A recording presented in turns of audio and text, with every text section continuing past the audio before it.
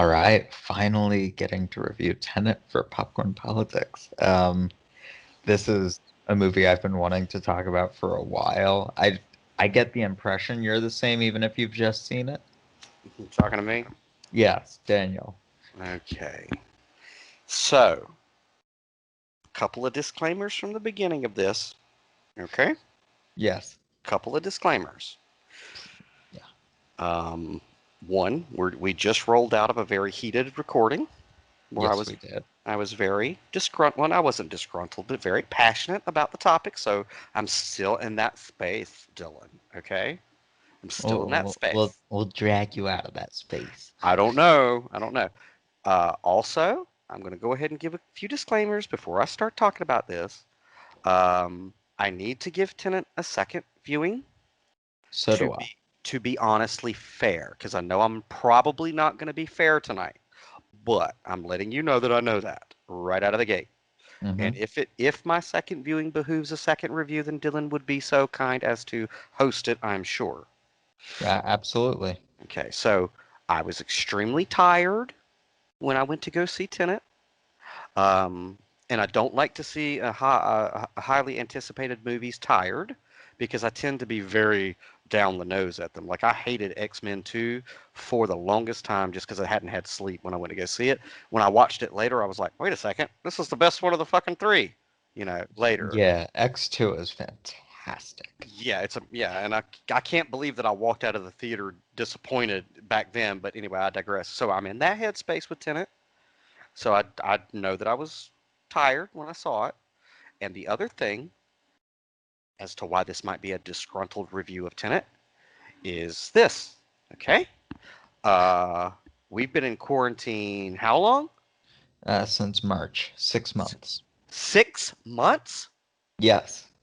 Holy shit! Well, I have. I don't know if you have. I mean, George yeah. Georgia was a bit behind the curve, I believe. Uh, Just by a few days because I remember talking to Neil about it. Okay, so 6 fucking months. I haven't been to go see a movie at the theater for 6 months. Neither have I. It's been torturous. It has been like splinters under your fingernails. It's like, no, I don't want to see these movies on Netflix. These No. movies are made for the cinema. Yeah. I was so worried they were gonna push Tenet off to a streaming service. Like, no, I need to see this on a big screen. No, I was sitting there like, if they release Black Widow on streaming and I don't get to see that fucking movie in a cinema, I am gonna riot. I might be the only guy, but I will riot. You know, uh-uh. Hell no, I don't want to see Black Widow on no stupid, even a big screen TV at the house, man. I want to see it in the home No, experience. I love my home theater. I have a very nice TV and a good sound system. It's nothing compared to a theater. It's not going to replace the experience of walking in there, getting your ticket, seeing the other people, sharing the energy of the audience with the like. I hate seeing movies where there's just two or three people in the theater. I like a big crowd because I like that kinetic energy when everybody cheers. If you have that lively of a group anyway, which is always great. Hmm. I like that experience. And you know what other experience I like, Dylan? What? For a Eating your highly popcorn? anticipated movie, I like to spend almost 50 fucking dollars to get a ticket for the luxury seats and the tub of popcorn with the two drinks with free refills. I love that. I have no problem handing that theater almost $50 of my movie to have that. And you want Your to know money. why? Yeah, I mean, Yeah. it's to me, it's yeah. That's why I can't. Side note: I can't stand people who bootleg movies. I hate that shit. You're a thief, okay? Look, I want good movies to have sequels, and if you're bootlegging movies and seeing them on, bootleg stream websites, fuck you, dude. You're not a supporter of the craft, you thief. Thief. Anyway, that's just a side note. I like popcorn, and what I really like is fresh, hot popcorn. Look, Oh, there's nothing like it. with butter, which is fucking horrible for your heart, but that's okay. But I'm 40 now, so I gotta say shit like that. It's weird, God, but boomer. shut the fuck up. I'm not a boomer. Not a boomer. Anyway, so I love the experience of that. And about quarter through the way of a tub of popcorn, I do like everybody does. I walk out of the theater. while they're doing some boring narrative shit, and I empty my tub of the Oh popcorn God. that's in it No, in the no, no, trash no. can in order to go up to the thing, because it's free refills. I paid a lot of money for the fucking bucket to get fresh, hot popcorn again. I And don't. Okay. Sorry. I don't understand how you can walk out of a movie even just to get more popcorn. oh, I do that intentionally, especially movies I really love. I love to walk out for at least 5 minutes. That way, when I see it again, which I will, there's something I hadn't seen. That's why I do that. Yeah, that I'm a completionist. That would drive me up a wall doing that. Well, I am too. I'm just more patient than you. Okay. Yeah. I So, hey, I have suffered through 15 season shows before. I am plenty patient. okay. So that's what I like to do. And so I was watching Tenet and I was digging it. And Kai went with me to go see Tenet, but he doesn't like the special seasoning that goes on top of the popcorn. Okay. So Ugh.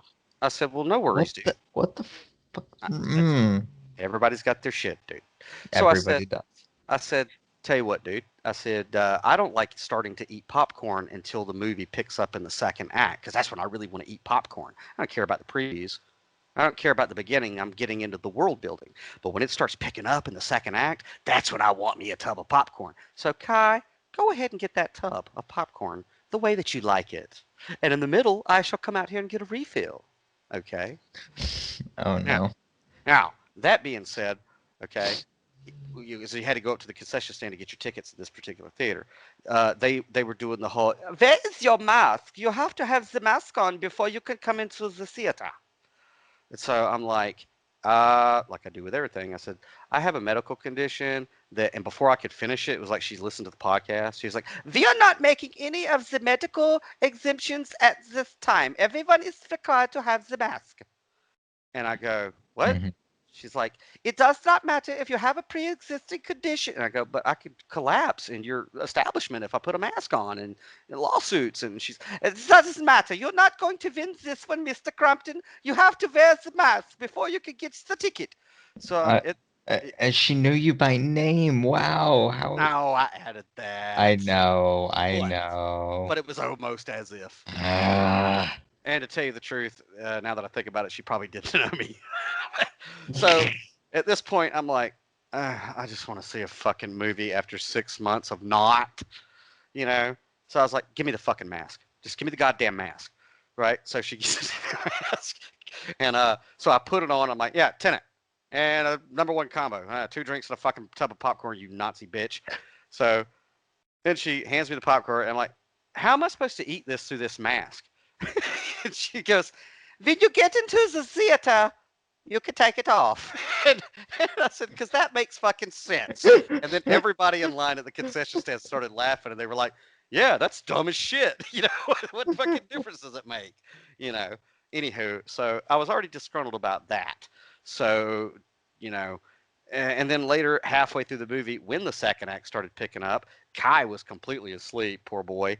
He's conked out. And I'm looking at that half-eaten bucket of popcorn. I'm like, now it's time for some fresh popcorn with some butter and that seasoning that Kai don't like, because I'm a kind guy and let him go first. So I grabbed the bucket, walked out, emptied the entire bucket in the fucking trash can. It still had popcorn in it, you know, except for like 4 kernels. There was 4 kernels in the bucket. And then I go up to the concession stand and I'm like holding the bucket out like a kid at Halloween, like, because this is what you do when you buy a bucket, you get free refills, and they should know what that look on your face means. She says, we are not giving any refills on the tubs or the drinks because of COVID. And I was like, fuck this. Fuck you. Fuck this tub. Fuck this fucking theater. Fuck this movie. Fuck Christopher Nolan. Fuck the protagonist. Fuck that bitch who needs to eat a hamburger. Fuck Kenneth Branagh. And wait, that dude is going to make a really good Batman. Okay. So what I have to say about Tenet is coming from that headspace. So sorry, Christopher Nolan, I'm probably not going to be fair tonight. And we've eaten up most of the time we had for the review in my prefacing that I'm probably going to shit on this movie. Yes, we did. Yeah, we did. Um, But, but, we can get into it, but do you want to take like the bulk of this discussion and just move it to another day? I mean, we can run over it because more likely than not, I will want to do another review after I see a second viewing. But you go ahead, dude. You tell me what you thought about the movie, and then I'll retort. Okay, so I actually, this is my third favorite Nolan film. Okay. I adore this movie. Very visual storytelling. My theater, I don't know if you had this experience, but I had some issues hearing some of the dialogue. Yeah, that was an Um, issue. That was an issue. but what I found was that I was still able to follow along because Nolan is such a visual storyteller that he was showing me exactly what his characters were saying without the dialogue. It was functionally a silent film for a lot of it. Yeah, I had the same, and you guys had talked about that the other night, and so I went into it expecting, to have to listen real hard. Um, but yeah, we had those issues. So keep going.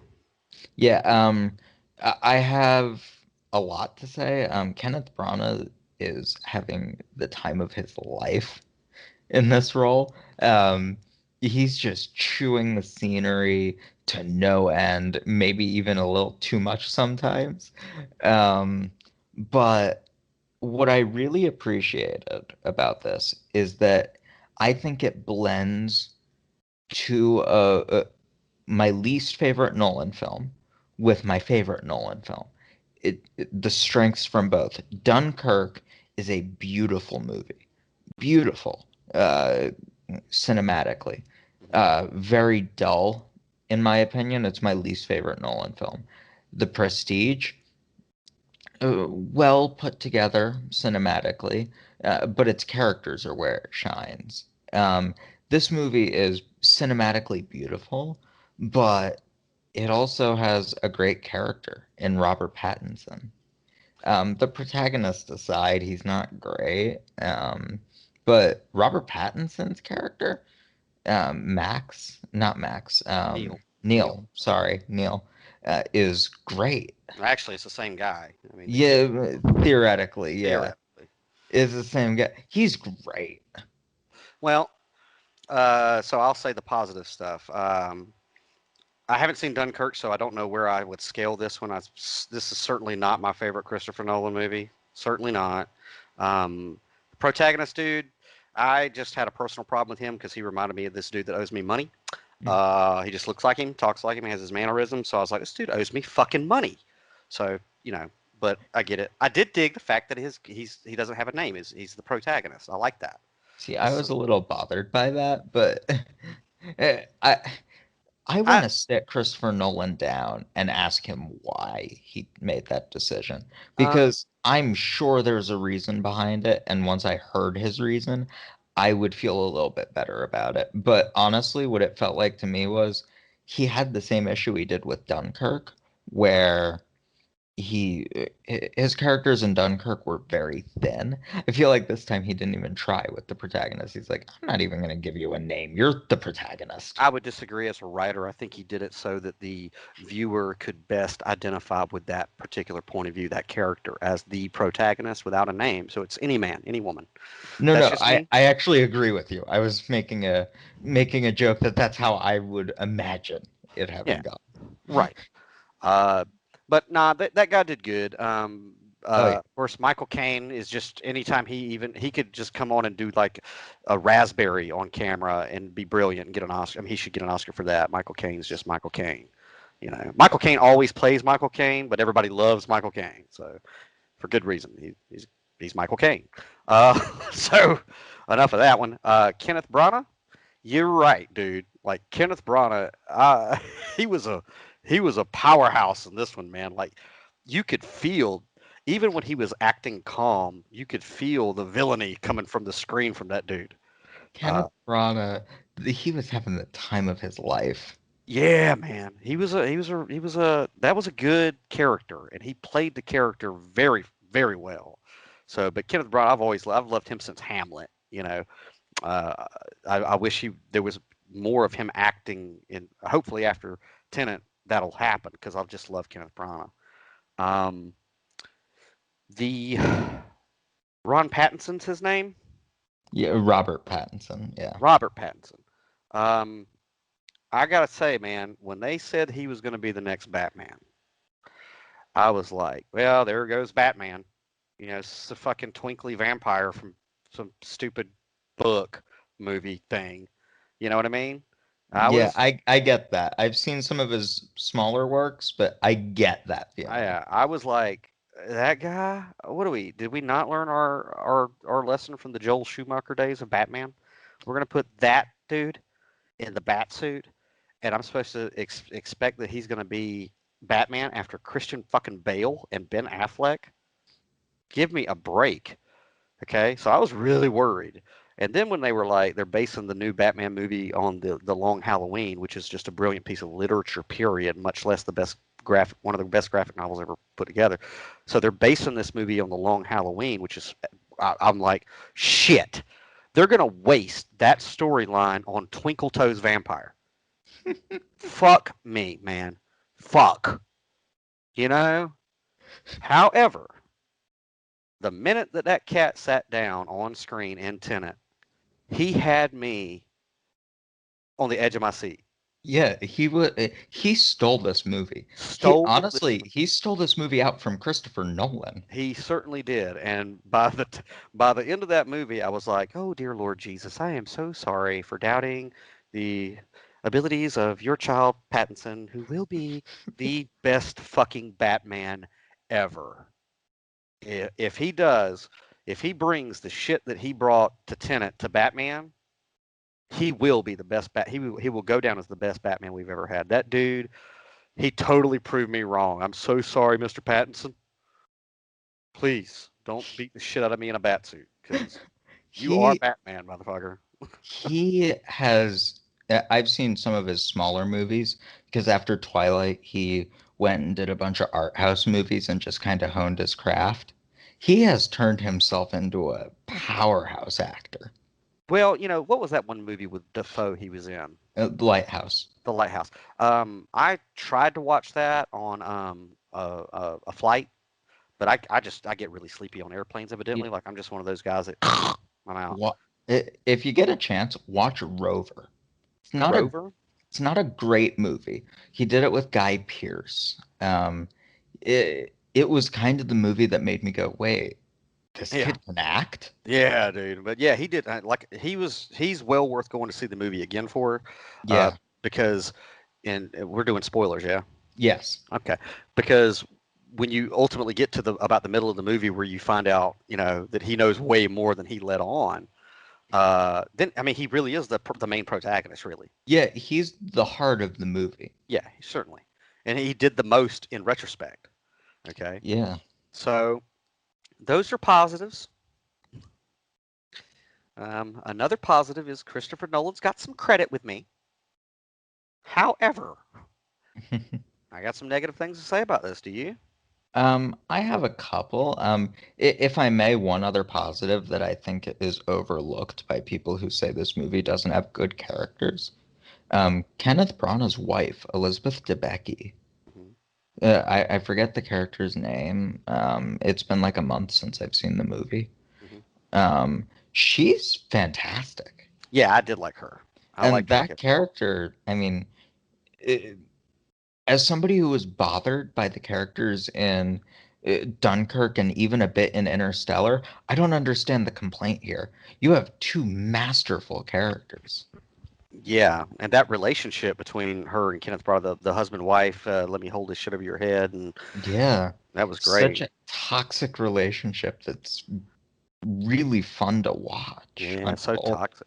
And what's crazy is, I'm from the deep south, so I know for a fact there are dudes who have the mentality of if I can't have you, no one will. Yeah, Now, he did that shit perfect. And when this dude puts a fucking cuff link on a belt, it's like, dude, you are savage as shit.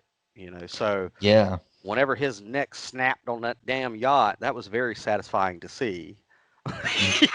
I, even though it was like, that's not a part of the plan, Blondie. Uh, Yeah. which, Again, I totally get it. yeah, I mean, I don't blame her, No. I don't blame her. So those are good things. What else is your negatives? What's your negatives? I think my big negative is that frankly is the sound issue, because that is a deliberate choice by Christopher Nolan.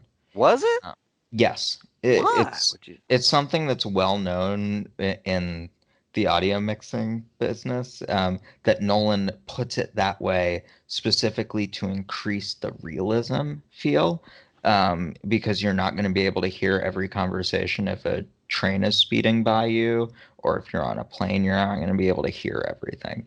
I I But thought that was an I issue think with theaters. I didn't know it was his no, choice. no, it's his choice, and I think I understand what he's trying to do, but I think it's a flawed decision. All right. Well, you just added another negative to my list because fuck you, Christopher. I want to hear. I want to know what the fuck they're saying, dude. Come on. Yeah, we I need to be thought it. able I to thought. center ourselves. I thought it was just that your movie was supposed to be so awesome that the speakers in most theaters couldn't handle the shit. But you did that deliberately. Fuck you, dude. Fuck this popcorn. Fuck Kenneth Branagh. Fuck. My only other negative is I don't like the protagonist. Yeah, but mine is really shallow. The reason I didn't like the guy because he really does look like this dude that I got beef with. But anywho, uh, here's my negatives. You ready? Yeah, Okay. Um, remember we only got a couple minutes. gotcha. Visually, I did not think this was Christopher Nolan's best. I thought it was just actually, I thought it was a shtick. I mean, when you go from Inception's visual effects to let's run some shit backwards, it didn't blow any wind up my kilt at all. In fact, I found the backwards reverse effects to be very annoying. I didn't Uh, like it. see, See, I found them to be kind of annoying sometimes, but you know when I really appreciated them? Final act. The time pincers, the blowing up a building in two different places in time. That stuff was all pretty neat. It was pretty neat to look at. But when you're trying to get through the plot that you can't fucking hear, and now people are moving backwards, and it looks all like a Missy Elliott video or some crazy shit. It was annoying to me. I didn't like it. And another thing I didn't like is I didn't like the. I mean, I get it, reverse entropy, yada yada yada yada yada. But his idea of time travel was just not very cohesive for me. I mean, I get it. I get the particle physics part of it, you know, but I didn't like it. I just didn't like it in a movie. Okay, I get it for like a TED Talk, maybe, Christopher? TED Talk, yeah, but not a movie that I paid 40, $50 to get in to see. So I didn't like that. Another thing is and this is my personal bias, when Derrickson did Doctor Strange, it was obvious that he took a lot of elements from Inception. Okay. I think he took those effects to a totally different level. And he did give credit to Inception. He's like, yeah, a lot of the Doctor Strange is inspired by, Inception. Duh. So Yeah. I think Derrickson took those effects to the next level with Doctor Strange. Okay. And anybody who's seen Doctor Strange knows that Doctor Strange is focused around the manipulation of time. And at the end of that movie, Doctor Strange does some really cool shit where reverse time loop thingies occur. People move backwards. It looked really good, really visually engaging, and it was original the way that they did it in Doctor Strange. And to me, Tenet felt like Christopher Nolan was like, oh, Derrickson, you're going to take shit from Inception and make a better movie? Well, I could do time travel too. And this is the result of it. To me, it was a movie that was trying to top another movie that topped another movie that, you know what I'm saying? And to me, it was like, dude, really? Come on, man. See, I really liked how Nolan did the time travel here. Um, I thought it was a very unique concept, and I actually think that Nolan isn't trying to be visually unique. I think he has a visual style and he's sticking with it. I think and I want to get into this more in a second review, since we're almost out of time. But what I think is truly ambitious about Tenet is the narrative, and how Nolan is trying to portray time and not necessarily the reverse effect that he's doing because we've seen that plenty of times before, Hmm. but the implications for that on the narrative. Yeah, and I will. I mean, and I'm taking a shit on it because, like I said, this would be a disgruntled one. I'll give a more honest review when I see it a second time and I get popcorn. Um, but yeah, I mean, Get to two me, tubs. I've shouted out. To me, it just seemed like this was like the losing party's side of a debate answering Derrickson's Doctor Strange. I mean, honestly, and visually and storytelling wise, that's just what it seemed like to me. It was like, I don't know. Maybe Christopher Nolan just had to get it out of his system. I don't know, but you know, but I do appreciate the the lessons that it was trying to say and really just accentuated it at the end, which is the bigger one is, if we don't start treating our planet better, uh, We'll there, destroy ourselves. yeah, we're destroyers. So, and that was one of the morals was that our descendants, because of us not taking action with our planet and natural resources, have no choice but to turn time back and come back. And it's like that was a cool message. I get it. I get that, and I dig that. And the other message was what Pattinson's character, was trying to impress upon the protagonist, you know, which is, I mean, I don't know, what would you summarize Pattinson's moral when he's like, "What's done is done," you know? Yeah, you can't really. eh, It's weird to say you can't really change the past in a movie about time travel, but you can't. I I mean, mean, even in the movie, they can't change the past. at best, when I get cerebral about it, you can, you create branches of alternate realities where at the least. But if something's written, it's written.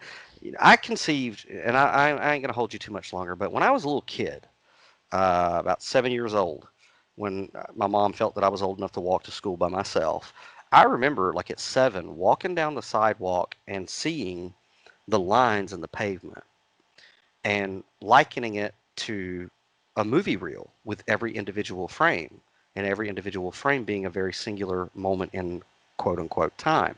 And at 7, I remember walking that path going, this is how time travel is possible. But wait a second.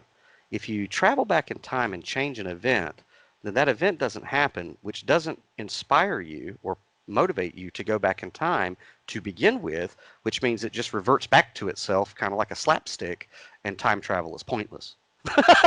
You know what I mean?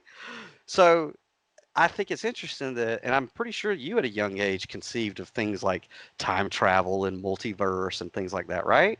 Well, yeah. And Yeah, isn't that everyone does.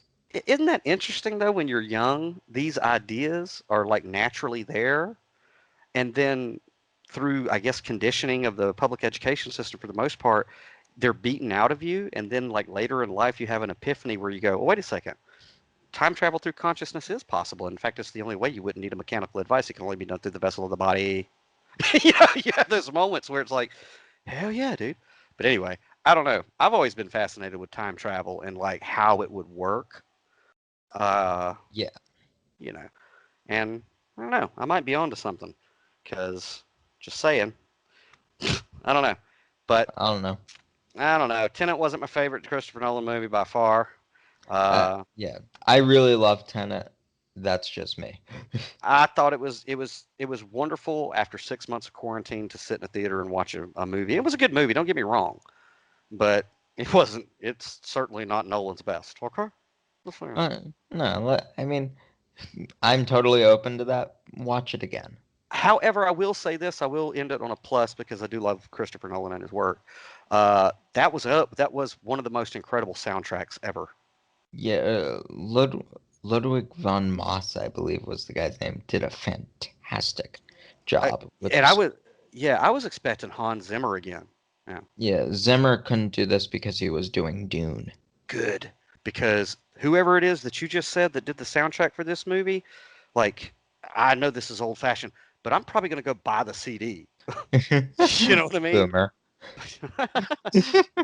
Well, nowadays, if you try to find music online, you don't know if it's in the correct order that the composer wanted it to be listened to. So it's like if I go get the CD, I know at least I can look on the back and snap a picture and then rip it. But Fair. but Fair. yeah, but the soundtrack was incredible. I thought it was It just. Truly was. Yeah. All right, man. I got a duck. All right. Tenet was pretty good. Wasn't the best. Dylan, with popcornless politics. Close it out. All right, that concludes review number 1 for Tenet. We'll be back with hopefully a less disgruntled review soon enough. Mm. Um, I highly recommend watching the movie, but stay tuned for our more level review later with more popcorn. All right. Thanks, Dylan. Next time. Thanks.